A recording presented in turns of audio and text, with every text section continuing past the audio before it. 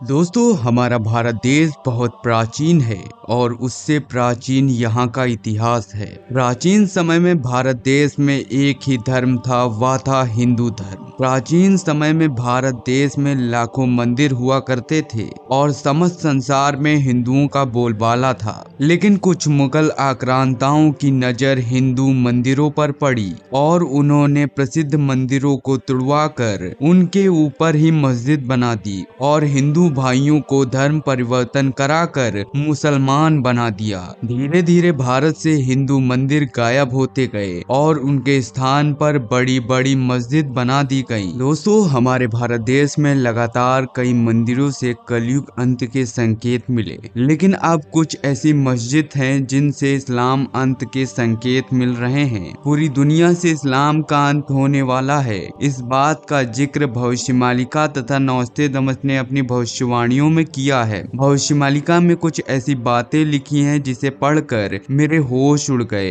भविष्यमालिका में साफ साफ शब्दों में लिखा है कि एक दिन इस्लाम का अंत हो जाएगा, लेकिन उससे पहले इस्लाम अंत के संकेत उनकी मस्जिदों से मिलेंगे। अब लगातार भारत देश और कई अन्य देशों में लगातार मस्जिद गिराई जा रही हैं और उनके स्थान पर हिंदू मंदिर बनाए जा रहे हैं। भविष्यमालिका में की गई भविष्यवाणी से देखे तो यह सब सही हो रहा है, क्योंकि जिन मस्जिदों को बनाया गया उनके नीचे हिंदू मंदिर के अवशेष मिल रहे हैं और अवैध तौर पर बनाई गई मस्जिदों को आज तोड़ा जा रहा है और एक बार फिर से इस्लाम का अंत नजदीक आ गया है और पूरे देश में हमारे हिंदू धर्म का बोलबाला होने वाला है। इसकी भविष्यवाणी श्री अच्युतानंद दास जी ने अपनी किताब भविष्यमालिका में की थी, जो आज के समय में सत्य हो रही है। मुसलमान आक्रांताओं द्वारा बनाई गई अवैध मस्जिदों को अब गिराया जा रहा है और उनके स्थान पर हिंदू मंदिरों का निर्माण किया जा रहा है।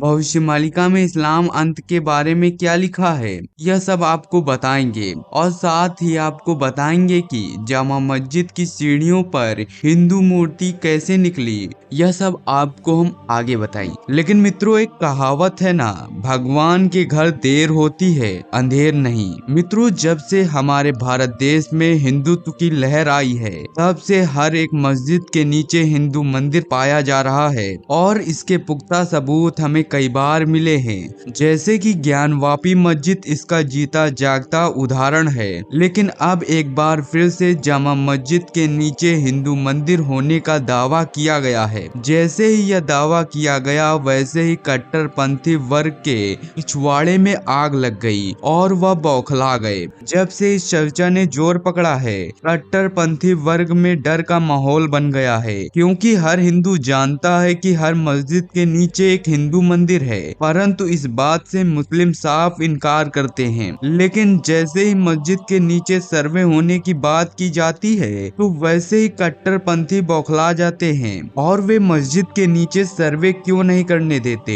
यह सबसे बड़ा सवाल है। और कट्टरपंथी ये जानते हैं कि सर्वे हुआ तो उनकी मस्जिद गिरा दी जाएगी और वहां पर फिर से भव्य और सुसज्जित हिंदू मंदिर बना दिया जाएगा। दोस्तों, ज्ञानवापी मस्जिद पर अभी सुनवाई चल ही रही थी, लेकिन अब एक और मस्जिद विवादों में आ गई है और उसके नीचे हिंदू मूर्ति होने का दावा किया गया है और इसके पुख्ता सबूत भी मिल चुके हैं और इस मस्जिद पर भी जल्दी सुनवाई होने वाली है। क्या है पूरा मामला, बताएंगे हम आज की इस वीडियो में। साथ ही आपको यह भी बताएंगे कि कैसे इस दुनिया से इस्लाम खत्म होने वाला है और पूरे देश में कैसे हिंदुओं का बोलबाला होगा। चलिए आज का वीडियो शुरू करते हैं। अगर आप एक हिंदू हैं तो चैनल को सब्सक्राइब करें और कमेंट बॉक्स में जय श्री राम लिखना मत भूलिएगा। चलिए आज का वीडियो शुरू करते हैं। श्री अच्युतानंद दास जी ने भविष्यमालिका में लिखा है कि जब पूरे देश में हिंदुत्व को अपनाया जाएगा, हर देश के लोग हिंदू धर्म को अपना रहे होंगे और दूसरी तरफ इस्लाम की मस्जिदों को पूरे देश में गिराया जा रहा होगा।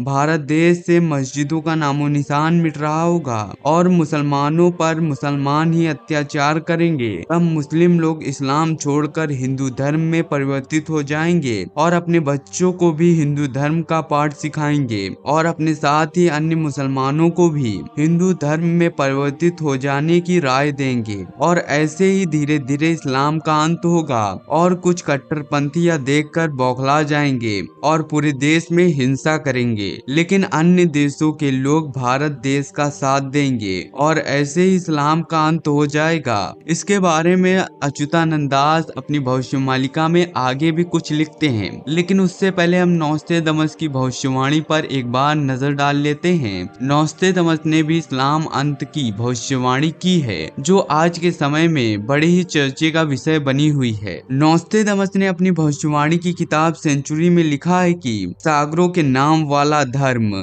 चांद पर निर्भर रहने वालों के मुकाबले तेजी से पनपेगा और उसे भयभीत कर देंगे ए तथा ए से दो घायल लोग। दोस्तों, चांद पर आधारित धर्म एक ही है, वह है इस्लाम, और दुनिया में जितने भी सागर हैं उनमें से सिर्फ हिंद महासागर के नाम पर ही एक ही धर्म है जिसे हिंदू धर्म कहते हैं। आगे के व्याख्यान की व्याख्या करना कठिन है, लेकिन नोस्ट्रेडमस ने अपनी और भी कई भविष्यवाणियों में हिंदू धर्म के उत्थान की बात कही है। नोस्ट्रेडमस ने भी बताया है कि एक दिन इस्लाम का अंत हो जाएगा और पूरे देश में हिंदुत्व का राज होगा, जो कि आज के समय में यह भविष्यवाणी बिल्कुल सत्य होती हुई दिखाई दे रही है और धीरे धीरे इस्लाम का अंत होता जा रहा है। दोस्तों, एक तरफ हिंदुत्व अपनी जड़ें मजबूत कर रहा है और एक शक्तिशाली धर्म बनता जा रहा है। भारत के लोग ही नहीं बल्कि अन्य देशों के लोग भी तेजी से हिंदुत्व को अपना रहे हैं और हिंदुत्व की शक्ति को महसूस कर रहे हैं। हमारे सामने कई ऐसी रिपोर्ट आई जिसमें बताया गया है कि अमेरिका, ऑस्ट्रेलिया, इंडोनेशिया आदि देशों में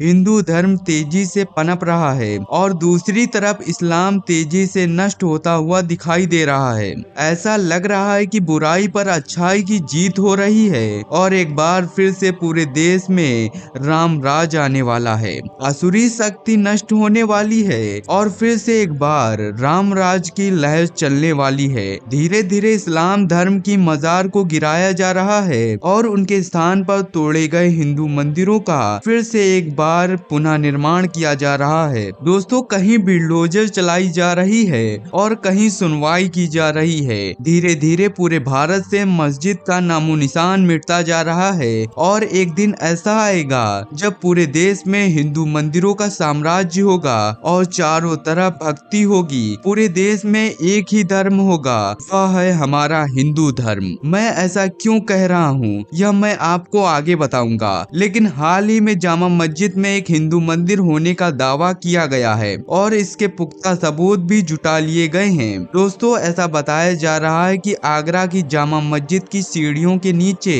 केशव देव मंदिर की मूर्तियां दफन हैं। इसकी याचिका अब हाई कोर्ट तक चली गई है। जब यह याचिका दर्ज कराई गई तो कट्टरपंथी के छाती पर सांप लौट गया और कट्टरपंथी इस याचिका पर विवाद करने लगे, लेकिन यह याचिका दर्ज कर ली गई है और इस पर सुनवाई होने वाली है। लेकिन मित्रों, मुगल काल में मुगलों द्वारा हिंदुओं पर बहुत अत्याचार किया गया। सेकुलर हिंदू मंदिर तुड़वा कर मस्जिद बना दी गई और कई लाखों हिंदुओं को धर्म परिवर्तन कराकर मुसलमान बना दिया गया और जो हिंदू भाई ना माने तो उनका गला कटवा कर उनकी हत्या कर दी गई। खैर मित्रों, यह बातें तो पुरानी हैं। इन बातों को हम सोच लेते हैं तो हमारा खून खौल जाता है, लेकिन भगवान जो करता है वह अच्छा ही करता है। यह कहावत आपने तो सुनी ही होगी, लेकिन अब इस्लाम का अंत नजदीक आ गया है और पूरे देश में एक बार फिर से जय श्री राम का नारा लगने वाला है और पूरे देश में हिंदुत्व की लहर आने वाली है। खैर मित्रों, हम अपने मुद्दे पर आते हैं और इससे जुड़ी पूरी खबर आपको बताते हैं। दोस्तों, जामा मस्जिद आगरा एक बार फिर से चर्चा में है। सोमवार को प्रख्यात कथावाचक देवकी नंदन ठाकुर ने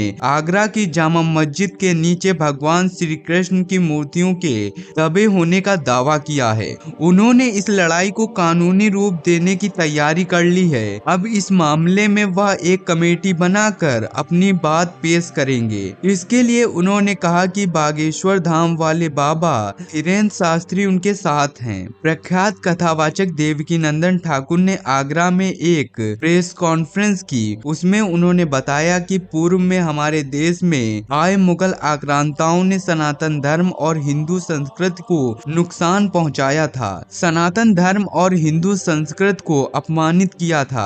जब मुगल आक्रांता औरंगजेब के हाथ में थी तो उसने सन 1670 में मथुरा में हिंदू जनमानस के आराध्य भगवान श्री कृष्ण जन्म स्थान पर प्राचीन ठाकुर केशवदेव मंदिर को तुड़वाकर उस स्थान पर मस्जिद बनाई थी। प्रख्यात कथावाचक ने कहा कि आक्रांता औरंगजेब ने मथुरा श्री कृष्ण जन्मभूमि के केशवदेव मंदिर में मूर्तियां आगरा की जामा मस्जिद की सीढ़ियों के नीचे दबा दी थी। यह जामा मस्जिद शाहजहां की बेटी और औरंगजेब की बहन जहां आरा बेगम ने बनवाई थी। औरंगजेब ने सनातन धर्म और हिंदुओं को अपमानित करने के लिए यह काम किया था, जिसे मुस्लिम लोग इन सीढ़ियों पर चढ़कर जब मस्जिद में जाएं तो हमारे आराध्य भगवान श्री कृष्ण की पवित्र मूर्तियां पैरों के नीचे रहें। यही वजह है कि आज भी हमारे आराध्य की मूर्तियां वहां पर दबी हैं, जो हर दिन पैरों से रौंदी जा रही हैं। दोस्तों, आगरा में श्री कृष्ण जन्मभूमि संरक्षित सेवा ट्रस्ट ने सिविल जज कोर्ट में दावा पेश किया है और जामा मस्जिद की सीढ़ियों के नीचे